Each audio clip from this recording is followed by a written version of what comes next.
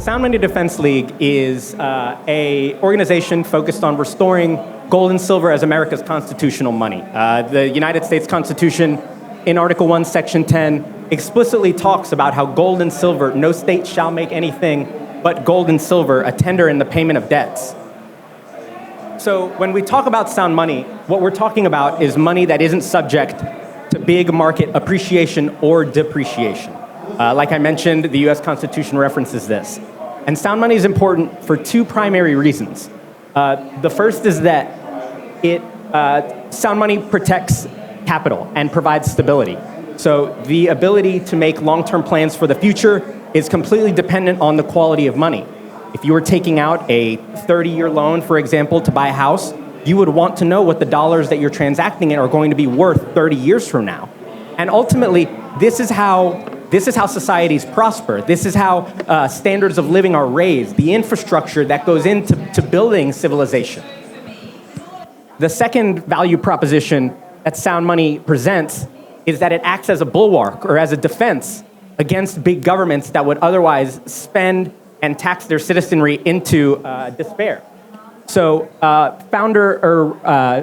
prominent member of the Austrian School of Economics, Ludwig von Mises, wrote that the classical or orthodox gold standard alone is truly an effective check on the power of government to inflate the currency. Without such a check, all other constitutional safeguards can be rendered vain. By this, what he's saying is that in America, the Second Amendment right to bear arms, the right to assemble, the right to free speech, the right to practice your religion, all of this is equally as important to a prosperous society as a sound money. So the actual specifics about what the Sound Money Defense League does is going state to state primarily, introducing legislation to free gold and silver.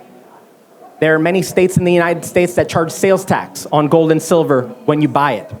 In most states, you're charged with income tax when you sell it on the state level and then again on the federal level. So in some cases, in some states, in some jurisdictions, gold as an asset is triple taxed. On top of that, so we go state to state finding these projects, these states where sound money is hurting, is suffering, at a time of high inflation where people are already struggling to afford basic necessities, food, rent, medicine. These people's savings, life savings, are being withered away by intentional policy. Inflation is not an act of God. This is not an accident. This is an intentional political policy to devalue the money that everyone is holding. So there are moral and ethical implications to this as well. On the sales tax side specifically, we've been working now since 2018, and we've passed legislation to eliminate this sales tax on gold and silver in almost 13 states, I believe. And so there are 8 that remain. And the idea is you shouldn't be taxing money, right? This is a simple idea. When you go to a gas station to exchange and ask for change, you exchange $1 for 4 quarters. This is not a taxable event because you're simply exchanging one form of money for another. But in 8 states across the United States, you're going to be charged up to 10% sales tax for the American Gold Eagle or for the Canadian Maple Leaf that you just bought. On top of that, people who invest in sound money, in precious metals, are doing so as a way to protect their savings. These aren't fat cat investors. These aren't people that are buying in futures markets or buying paper gold. Generally, these are people that are dollar cost averaging, going to their local pawn shop and picking up a couple of silver rounds to try to preserve their wealth. So not only is this tax unfair, it's regressive in that it hurts the poorest among us. Similarly, we'll find that in a lot of these taxes, unfortunately. The next big tax that we focus on is the capital gains tax. When you sell precious metals in the United States, if you experience the gain, the state is going to tax you, and then the federal government is going to tax you. But the issue is, a lot of times, there isn't a gain, at least not a real one. These are phantom gains. These are nominal gains because of the fact that gold is denominated in US dollars. And the dollar is dying. It's not that gold is becoming worth more. It's simply that the devalued dollars that you're using to buy gold are worth less. And this nominal gain is taxed multiple times by several taxing agencies. Additionally, inflation as a policy, this hidden tax, is one that primarily affects people that are already struggling. These are people on fixed incomes. These are people on Social Security, hourly workers, pensioners. These are people that are struggling to afford their livelihoods, and they're taking a 10% haircut in some cases because of this policy of money printing. This year, as the organization has continued to grow, we have found that there's so much excitement among states to pass or at least introduce legislation like this. People are calling their state capitals, calling their representatives and telling them, hey, I heard this happened in this state, or I heard this other state did this. We should introduce this in our state as well. And this grassroots movement has picked up so much steam in the United States since 2017, 2018. Just this year, in Alaska, on Tuesday morning, I'll be flying out to Alaska to testify at a hearing where they're considering eliminating sales tax on precious metals and establishing gold and silver as legal tender. Last week, I testified in Wyoming and Arkansas on 2 separate legislative projects as well. In Minnesota, actually, Minnesota is a particularly bad case where the state law in Minnesota is to tax all precious metals coins, but no bullion. So privately minted bars, privately minted rounds, those are tax-free. But an American Silver Eagle or a gold Canadian maple leaf, that's going to be taxed every time. Seems backwards. At least the argument is, well, if this is produced by a U.S. mint or by a government, it doesn't make sense to be taxing it like this. So we're working in Minnesota to get that changed. In Tennessee, there's been major movement. Last year, we passed a sales tax exemption. We've been working for almost 7 years to try to get that exemption repealed. It finally happened in Tennessee last year. And building on that momentum, this year, they've now introduced 2 separate, different additional measures. The first is to create a system that allows the state to remit and pay taxes and accept taxes in gold and silver if a citizen chose to do that. The second is a Gold Purchase Authorization Act. This is legislation that works with the governor and the investment group that runs pension funds and different trust funds throughout the state and authorizes them to purchase precious metals to store in these accounts, to spend taxpayer dollars to bolster taxpayer funds, pension funds, reserve funds with physical gold and silver, many times held directly in the state. Oklahoma, similarly, this year has introduced a measure to establish their own in-state bullion depository, to take any metals that the state might have, if they did own any, out of the clutches of the Federal Reserve System, out of the clutches of big New York banks, and bringing it back to their home state, where at least in theory, the state itself can offer a protection against federal overreach. In the United States, there's precedent for this. FDR in 1933 confiscated gold based on executive order. This has happened in the United States before, and states are rightly worried about protecting their assets, their state's assets, and the assets of their citizenry. Wyoming has introduced a bill this year that we're really excited about, the Specie Tender Mechanism Act. A couple of years ago in 2018, we passed a bill in Wyoming to completely eliminate all tax liability on gold and silver. Sales tax, income tax, mineral tax, excise tax, any tax that could possibly exist has completely been preempted by this legislation that we passed in Wyoming. And so now they're going a step further. So now they're introducing measures to allow mining companies in Wyoming to pay severance tax or mineral taxes in physical gold that they just pulled out of the ground. So they're allowing the state to transact and accept physical metal. The reality is that most people probably aren't going to pay their taxes in gold.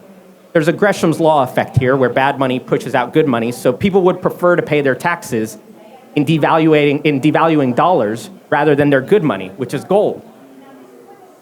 But this itself is not necessarily about just allowing people to pay their taxes in gold and silver, but also creating a mechanism, creating the infrastructure to allow the state to be able to transact in an alternative asset or in an alternative currency in the case of a currency collapse or in the case of hyperinflation. In West Virginia as well, we're working on legislation there to remove the capital gains tax. So when someone sells, if there is a gain, that wouldn't be taxed. And also establishing gold and silver as legal tender in the state.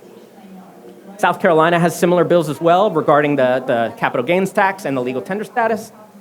In Missouri, they have introduced bills to they are capital gains and legal tender in Missouri. They're also working currently on legislation there to establish a bullion depository in the state.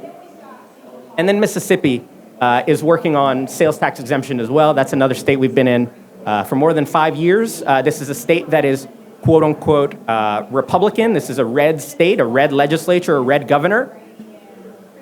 But sometimes this doesn't work the way you would think. And so this is a state that has been very against moving forward with this. On the other hand, there have been states like Hawaii, states like Pennsylvania, where we have either passed or gotten very far through the process. States that would normally be considered quote unquote blue states, states that are more liberal, states that are more tax and spend. But in those states, it's the little guy arguments that resonate. It's the idea that small investors are getting waxed, and the people that are buying gold or buying gold ETFs or buying gold in their trading account, those people aren't subject to sales tax when they're buying these assets.